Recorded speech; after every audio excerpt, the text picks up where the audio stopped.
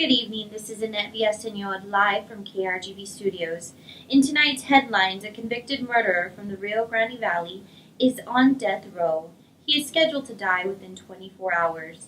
In 1997, Ruben Ramirez Cardenas was convicted for the rape and death of 16-year-old Mayra Laguna. His execution is the focus of a heated international war of words. In a new lawsuit, Cardenas is out of legal options. Attorneys for the Mexican national were trying to prevent his scheduled execution. They announced late Tuesday the filing of a new civil rights suit on his behalf. The suit claims Cardenas innocent. Hidalgo County prosecutors disagree. Their argument was denied late Tuesday evening. Cardenas is now scheduled for execution on Wednesday. He will be the seventh of this year to die of lethal injection in Texas. In breaking news out of Sutherland Springs, Texas, a man dressed in black tactical style gear was armed with an assault rifle, opened fire inside of a small church in the South Texas community on Sunday, killing 26 people and wounding about 20 others, and what the governor has called the deadliest mass shooting in the state's history. The shooter has been identified as Devin Kelley. The U.S. officials say Kelley lived in a San Antonio suburb and doesn't appear to be linked to organized terrorist groups. Investigators are looking at social media posts Kelley may have made in the days before Sunday's attack, including one that appeared to show an AR-15 semi-automatic weapon.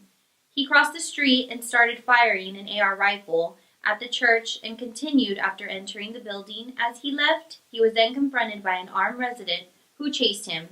A short time later, the suspect was found dead in his vehicle at the county line. It's unclear if the attacker died of a self-inflicted wound or if he was shot by the resident who confronted him. Investigators weren't ready to discuss a possible motive for the attack. The dead range in ages from 5 to 72 years old. In national headlines, actor Kevin Spacey, who is facing mounting allegations of sexual harassment and assault, will no longer appear in Ridley Scott's forthcoming drama, All the Money in the World.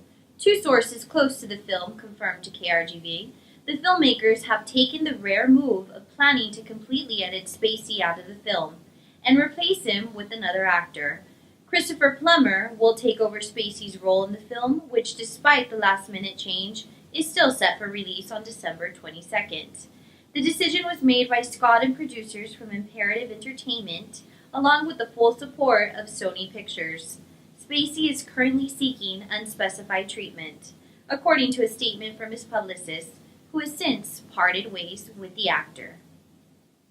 In international headlines, the U.S. government announced additional sanctions and travel restrictions on Cuba Wednesday, following up on an announcement by President Trump earlier this year. Among the specific changes outlined by the Treasury Department are restrictions on travel to Cuba for educational or cultural exchange groups, which will now only be permitted for sponsored groups in the U.S., and with the participation of representatives from these groups. Individuals traveling for so-called people-to-people outreach will no longer be able to visit the country, except where travel arrangements have already been made, or in cases where the individuals are accompanied by U.S.-based sponsors. In June, Trump announced he would be rolling back some of the changes made by his predecessor, Barack Obama, who sought his second term to restore diplomatic relations with the island nation. These changes will take into full effect on Thursday. Live from your KRGB studios, this is Annette Villaseñor with your news at 6.